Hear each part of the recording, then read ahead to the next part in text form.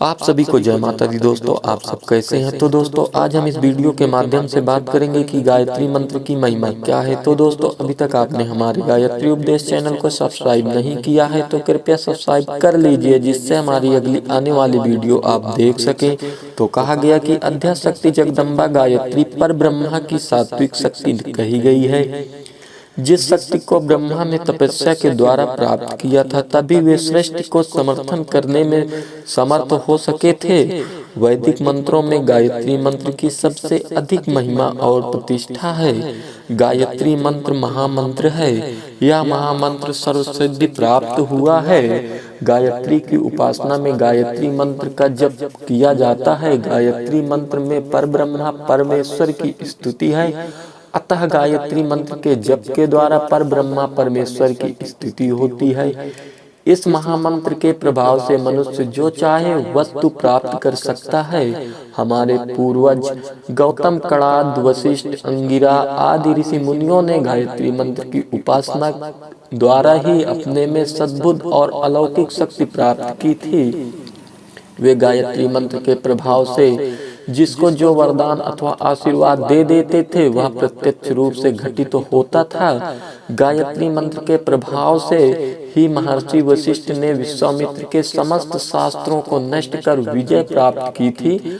गायत्री के प्रभाव से ही राजर्षि विश्वामित्र ने पर ब्रह्मा ऋषि पद प्राप्त कर नूतन सृष्टि रचने की अपूर्व शक्ति प्राप्त कर ली थी। गायत्री के प्रभाव से ही दुर्वासा आदि ऋषियों ने अद्भुत पराक्रम प्राप्त किया था। गायत्री के प्रभाव से ही रामानुज, निमिकाचार्य, मध्याचार्य आदि आचार्यों ने अलौकिक आत्मबल प्राप्त कर अनेकानेक चमत्कार पूर्ण आचार्यों ने ईश्वरीय शक्ति का प्रदर्शन कर अपना नाम अमर किया था। गायत्री के जप से मनुष्य परम धार्मिक, आस्तिक और ईश्वर भक्त बन जाता था। गायत्री के जप से मनुष्य शारीरिक रोगों और मानसिक चिंताओं से मुक्त रहता है। गायत्री के जप से मनुष्य की अपमृत्यु का निवारण होता है तथा वह दीर्घ जीवी होता है। मनुष्य के समस्त दुख दूर हो जाते हैं और वह सर्वदा सुख शांतिमय जीवन व्यतीत करता है।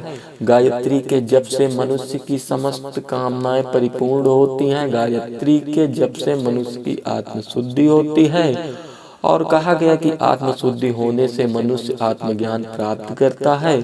आत्मज्ञान प्राप्त करने होने से ही मनुष्य का चित्त अंतर्मुख हो जाता है। चित्त के अंतर्मुख आत्मज्ञान प्राप्त होने पर मनुष्य गायत्री माता के प्रत्यक्ष दर्शन कर मुक्त हो जाता है। गायत्री की उपासना से मानव में सद्बुद्धि, सद्विकार और सद्धर्मा उत्पन्न होता है। गायत्री की उपासना से मनुष्य में अस्तिकता, धार्मिकता आदि सद्गुण का समावेश होता है।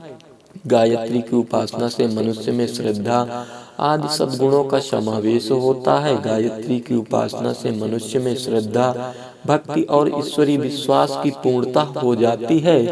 कहा गया कि गायत्री की उपासना से ही मनुष्य की ज्ञान शक्ति, जीवन शक्ति बढ़ती है और उसके समस्त पापों का उन्मूलन हो जाता है, अर्थात नष्ट हो जाता है।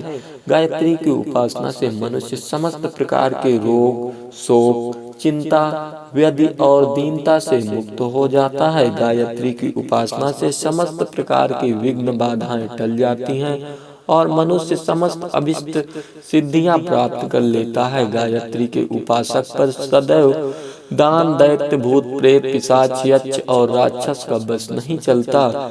गायत्री का उपासक क्रूर ग्रहों की बाधाओं से दूर हो जाता है।